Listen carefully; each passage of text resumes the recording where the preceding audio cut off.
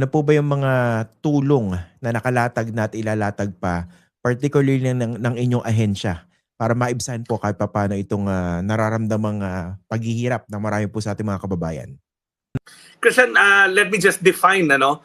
Ang nanggagaling sa aming ahensya, ang tawag sa kanya cash relief assistance. Isang form Mm. ng financial assistance yan. Hindi siya yung fuel subsidy. Kasi minsan akala na ng tao, ito na yung fuel subsidy.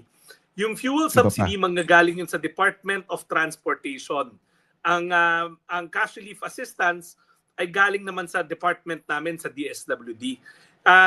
Maituturing na kasi nating individuals in crisis situation tong mga tsuper natin dahil naaantala na at nahihirapan na sila maghanap buhay at natatakot na kami na baka magkaroon na ng kagutuman sa pamilya.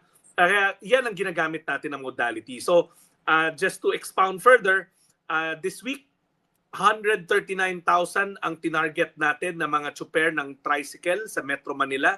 Last day ngayon pero mukhang mag-extend tayo sa ibang lugar. Next week sa Tuesday, magsisimula naman tayo ng para sa mga TNVS. Ito yung mga Grab car, yung mga and the likes. And then Wednesday, public utility jeeps ng Metro Manila. Friday naman, yung Friday, Tuesday is TNVS. Tuesday is TNVS. Wednesday is public utility jeeps. Thursday and Friday, yung mga delivery service.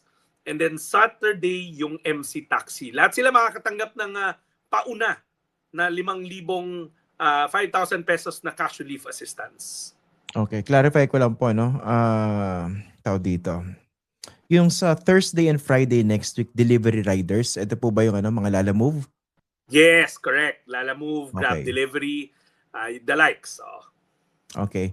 So, tigli 5,000 sila, no? So, for how often nila matatanggap ito at hanggang kailan? Christian, we will have to monitor the situation. The decision will have to be based on what's happening in the world stage, di ba? And at the same time, tinutulungan din tayo ng tanggapan ng Executive Secretary ni ES Ralph Recto together with the economic managers in computing when the next ones will be. Kasi pagtapos natin sa Metro Manila, gusto ko lang pala idagdag, after Holy Week, lalabas na tayo ng Metro Manila. Sisimulan natin sa mga syudad sa labas ng Metro Manila and then unti-unti na sa mga municipalities hanggang sa lahat ng mga tsuper na apektado ng mga public utility vehicle mabigyan ng tulong pinansyal. So, ilan po yung sa pangkalahatan ang target na mabigyan ng tig 5,000? Lahat-lahat na po. Christian, ang data lang kasi na available mula sa LTFRB at sa mga lokal na pamahalaan, yun na sa Metro Manila pa lang. Kinukuha pa natin yung sa national. Pero dito sa Metro Manila, yung binigay ko sa inyong kaninang numero, ang 139,000. TNVS, yung TNVS, 34,000. Tricycle drivers. Tricycle drivers, 139,000 yan sa Metro Manila. Pero Okay. yung TNVS next week, 34,000. Yung MC Taxi, another 34,000. Yung PUJ, 26,000 at yung delivery service, 76,000. So medyo malalaki yung numero. But importanteng mabigyan sila ng tulong. Now yun sa probinsya, kinukulit na ng mga regional office namin yung bilang. Bakit po yung paunang datos galing sa LTFRB ang available pa lang sa Metro Manila? Bakit wala pa po yun sa mga provinces?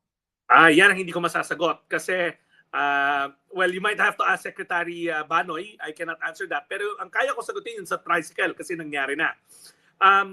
Yung sa tricycle, merong bilang kaagad yung mga LGU kasi when they give license to operate, annual yan eh. So mabilis nilang nalikom kaagad yung numero kasi ang permits ng tricycle galing sa lokal na pamahalaan. Meron lang talagang pagkakataon na nagpalit bigla ng driver kaya there were some instances na we had to update the list. Pero yung pagdating sa national, mas magandang sagutin ng LTFRB. Pero anong paliwanag sa inyo nung nakikipag-coordinate kayo? Bakit available pa lang yung sa Metro Manila? Iba-iba.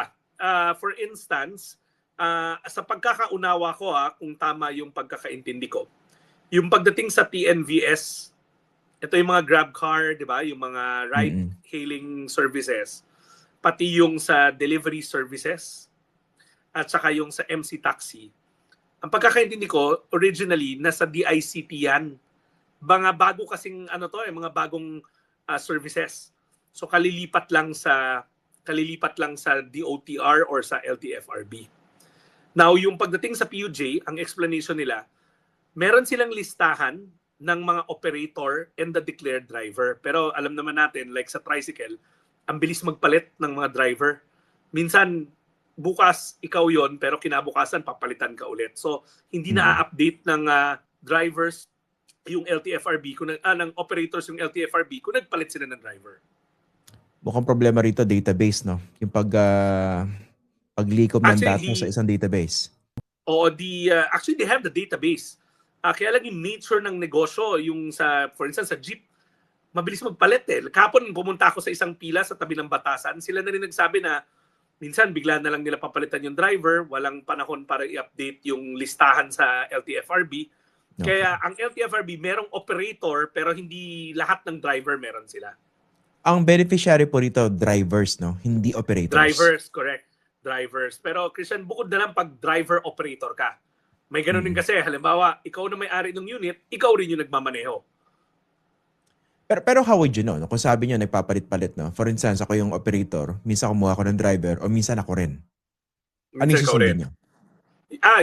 Normally the operator declares, and then sino-certify ng mga samahan. Diba? May mga organized groups yan, may mga JODA, yung Jeepney Operators Drivers Association, at may mga TODA yan. So, sila normally nagsa-certify, and then aakyat yan sa City Hall pag TODA, pag JODA naman sa LTFRB. JODA is for the jeeps. Opo. Yung 5,000, no? How did you arrive that figure? Tig 5,000 kada driver. Okay. Sa menu kasi ng DSWD, the maximum amount that we can give for cash assistance is 10,000. Christian. So, we wanted to make sure first na mabigyan natin lahat and then we assess. Kasi may mga nuances, Christian. I'm not a transpo expert pero we know naman na for instance, ang jeepney drivers, mas malaki ang kinukonsumo nila. Pero we have to remember also na hindi naman ito directly they will use. Somehow it's related to fuel.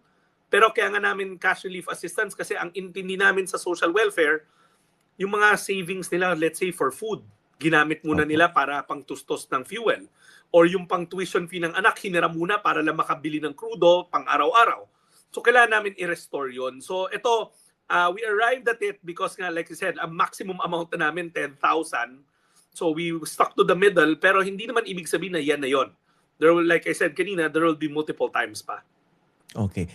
Yung hindi to one time big time, no? Ay, hindi to one time rollout, no? So may susunod pa.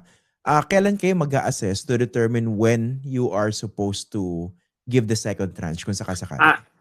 The Office of the Executive Secretary together with the economic team are already assessing. Pero kami muna nag-focus muna kami na mabigyan mo na lahat man lang ng first round para by that time ready na rin tayo doon sa second round pag meron ng assessment yung pamalang nasyonal. The economic team and the Office of the Executive Secretary. Dito po sa first round, magkano po yung inilaan yung pondo mula ron sa AX po ito, no? AX fund. AX yan. Magkano po? Lahat-lahat para dito sa first round. Christian, ang total AX na general appropriation is around 60 billion to 62 billion if I'm not mistaken. Pina-earmark ka agad sa amin ang kalahati nun. Para pag umabot man to till June, meron tayong sobra pa. Hindi naman ibig sabihin inubos natin kagad yung AX fund natin.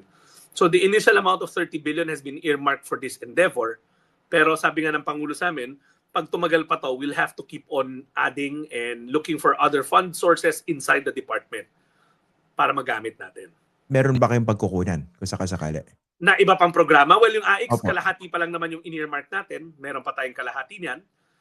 Worst case scenario, meron tayong quick response fund. Meron pa tayong iba. Like noon, kung matatandaan nyo, maihalin tulad ko to pero mas maliit nung nagkaroon ng price cap sa rice 2 to 3 years ago. Di ba naapektuhan yung mga small rice retailers, ang ginamit namin doon yung Sustainable Livelihood Program funds namin. So marami kasing program sa department na nakatuon sa iba't ibang mga senaryo katulad nito.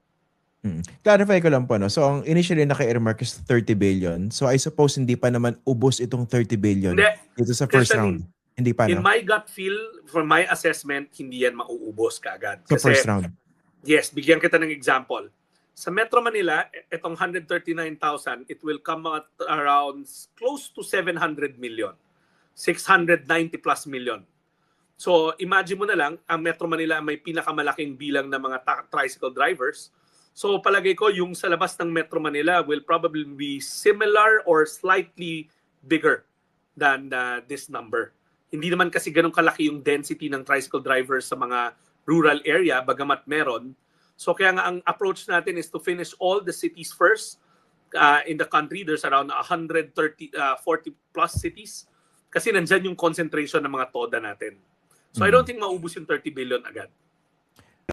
Yung kabuuan ng 30 billion po, no, yung kalahati nitong AX allocation for this year, sa assessment ninyo, makakailang round po yan? Using the same amount of 5,000 pesos. Christian, kasi ang problema ko, I don't have a visual on the numbers outside Metro Manila. Inestimate ko lang yun kasi by process of deduction na kung pinakamalaking volume dito sa Metro Manila at 139,000 tricycle drivers, siguro the whole nation will probably be slightly more than that kasi alam naman natin urban center ng Metro Manila. Kasi unfortunately, I cannot give you the data because wala ako nung visual ng other public utility vehicles. Nasa LTFRB pa yun, hindi pa natatransmit sa amin. Kasi gusto ko pong puntahin dito, no? Alam ko marami nagtatanong sa mga kababayan natin. So okay, merong 5,000 initial rollout, pero hanggang kailan sila makatatanggap ng ganitong klaseng assistance habang tumatagal itong krisis na ito? Because nobody knows kung kailan matatapos, hindi po ba? That's true, Christian. And tama naman, but ang assurance naman natin ng ating Pangulo sa kanila ay definitely more than one. And pag matagal to, we'll have to fund source. Ibig sabihin, may mga iba pang pamamaraan naman ng pamalang nasyonal para matulungan ang departamento to keep on doing this. Kasi I'll give you an example. Nangyari na to last year nung sunod-sunod na kalamidad na halos nasaid namin yung quick response fund namin. Pumasok yung ibang fund source mula sa Office of the President para matulungan yung departamento. So, kung ang tanong kakayanin. Because hindi lang naman Department of Social Welfare lang yung may pondo. Madagdag ko pa, Christian. For instance, yun nga, yung DOTR, iba pa yung fuel subsidy na naka-embed sa kanila. Hindi lang DSWD ang kikilos eh. From my understanding kay Secretary Lopez, kay Secretary Banoy Lopez, meron na silang mga announcement on the fuel subsidy, I believe next week.